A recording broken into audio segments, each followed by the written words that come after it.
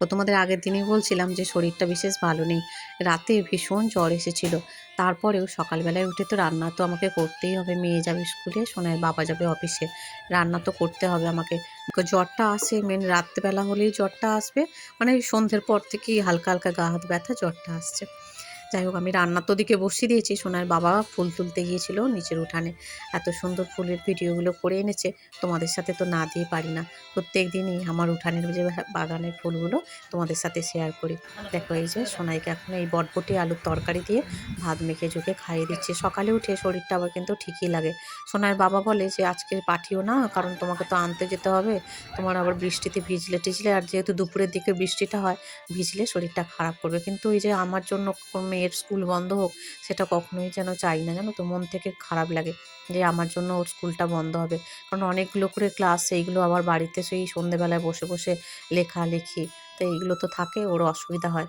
যার জন্য আমি যেভাবে হোক স্কুলে আনতে যাব। মেয়েকে খাইয়ে দিয়েছি, দিয়ে এখন ওই চুল টুলগুলো বেঁধে দিচ্ছি। সোনার বাবা ওদিকে রেডি হচ্ছে। সোনার বাবা অফিসে ফোন করে জানলো যে সকালবেলায় যেতে হবে না, একটু বেলায় যাবে। বাইরে কিন্তু ঝিরিঝিরি বৃষ্টিও পড়ছে। এদিকে মেয়ে দেখো পুরো রেডি হয়ে গেছে, ঠাকুর প্রণাম করে নিল। এখন একটু জুতো টুতোগুলো পরিয়ে দিয়ে মেয়েকে নিচে এগিয়ে দিয়ে এলাম। আর এখন এসে ঘরের টুকটাক কাজকর্ম সেরে নিচ্ছি, বাসি কাজকর্ম। আজকে মনে হচ্ছিল যেন কিছুই করব না, একটু ঘুমাবো, কিন্তু ওই যে সকালে এরকম বাসি ঘরদোর ফেলে কখনোই ঘুমাতে পারি না, জানো তো। মনে হলেও আমি কখনোই ওরকমভাবে শুয়ে পড়ি না, যে মেয়ে এখন নেই বা সোনার বাবা তো এখন আসবে না, আমি একটু শুয়ে পড়ি। কী বলতো, ওইগুলো নিজের কাছেই নিজের যেন লাগে যে এরকম বাসি ঘরদোর অগোছালো থাকবে আর আমি ঘুমাবো, সেটা কখনোই হয় না। যাই হোক, এদিকে দেখো টুকটাক করে হালকা হাতে কাজবাজগুলো সেরে নিচ্ছি। ঘরদোর মোছা মোটামুটি হয়ে গেল, বিছানাপত্র ঝেড়ে ঝুড়ে নিয়েছি। কাচাকুচি তো রোজ থাকে, জানো। এই যে সকালবেলাটা একটু শরীরটা ভালো থাকে, আর কোনো কাজই আমি আর ফেলে রাখি না। সকাল থেকে সেই করতেই থাকি, একটার পর একটা, একটা কী বলতো, হ্যাবিচুয়েট হয়ে গেছে। যাই হোক, কোনো কিছুই ফেলে রাখি না। সোনার বাবা আসতে গরম গরম রুটিগুলো করে দিলাম, আর ওই বটবটি আলুর তরকারি কলা দিয়ে সোনার বাবাকে এখন সকালের ব্রেকফাস্টটা দিয়ে দিলাম। সোনাইকে সকালে একটা পরোটা করে দিয়েছিলাম আর একটু তরকারি দিয়ে দিয়েছিলাম। সোনাইয়ের বাবাকে তো দেখলে ওদিকে রুটি দিয়েছি, আর আমি একটু চা করলাম, আমি একটু দুধ চা করলাম, সোনার বাবাকে লিকার চা দিলাম। সোনার বাবা একটু লিকার চা খেয়ে নিচ্ছে, আর একটা করে বিস্কিট নিয়ে নিয়েছি। একটু বসে দুজনে কথা বলছি। তবে আজকে যেন সোনার বাবা যখন আসে, তখন তো আমার সমস্ত কাজবাজ সারা হয়ে গেছিলো, আর আমি সমস্ত কাজবাজ সেরে, আর রাতে যেহেতু জ্বর ছিল, শরীরটা ভীষণ উইক ছিল, কাজবাজ সেরে আর আমি না একটু শুয়ে পড়েছিলাম। সোনার বাবা এসে কখন ডেকেছে আমি জানিও না, আর নিচের পাশের বোন দরজা খুলে দিয়েছিল। যাই হোক, তো সোনার বাবা বলছে, কী গো তুমি ঘুমাচ্ছ, এতবার ফোন করেছি, এতবার কলিং বেল বাজালাম, ডাকলাম, তুমি এরকমভাবে ঘুমাচ্ছ? মানে এত, আমি ওই বলছি না, রাতে করে জ্বর থাকছে আর এত দুর্বল থাকছে শরীর, কিন্তু ওই যে কাজবাজ করে আর তখন মানে ক্লান্ত হয়ে পড়েছি, ঘুমিয়ে পড়েছি। আবার এখন এই সোনার জামা কাপড়গুলো গরমেরগুলো সব কেচে কুচে রেখেছিলাম, শুকিয়ে গেছে, সব ছাদ থেকে তুলে এনে পাট করে রাখলাম। অফিস থেকে ফোন আসলো, তো এক্ষুনি বেরোতে হবে, যেহেতু রান্না করাই ছিল, শুধু একটা ডিমের অমলেট করে দিলাম। তো সোনার বাবা এখন খাবার দাবার নিয়ে এখন আবার অফিসের জন্য বেরোচ্ছে। যে জামা কাপড়গুলো ভিজেছিল, ওই জানালায় হালকা করে দিয়ে দিয়েছে দু একটা।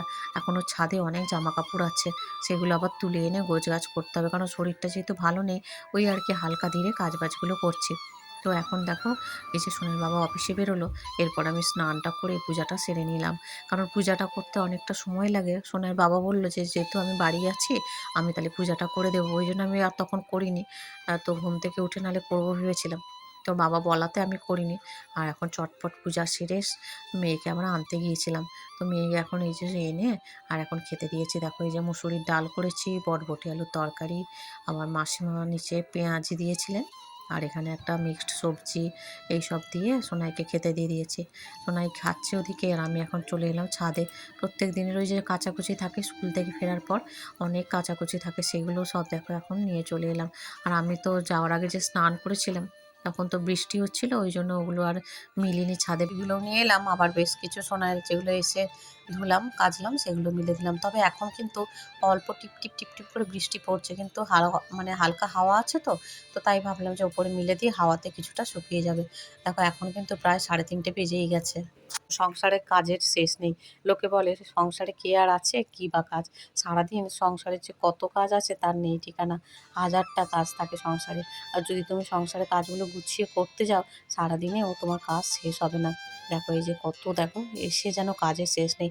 সোনাইয়ের টিফিন বক্সগুলো গোছানো গাছানো, ধুয়ে পরিষ্কার করা, তারপরে তো সোনাইকে শরবত করে দেওয়া, নিজে শরবত খাওয়া, ওকে স্নান করানো, আর আবার কাচাকুচি এই করতে করতেই কখন যে বেলা 4টে বেজে যায় তার ঠিক থাকে না। জামাকাপড়গুলো মিলে দিয়ে এসে একটু শুয়ে পড়েছিলাম। ঘুম থেকে উঠে দেখলাম প্রায় 5:30 বেজে গেছে, মানে 6টা বাজতে যায়। এখন এই যে ওপরে এসে সন্ধ্যা নিবেদন করলাম, গোপাল সোনাকে শয়নে দেবো, এইসব সন্ধ্যার কাজগুলো টুকিটাকি সেরে নিলাম। আজকে তো হাঁটতে পারলাম না, ছাদ ভিজে আছে আর কি।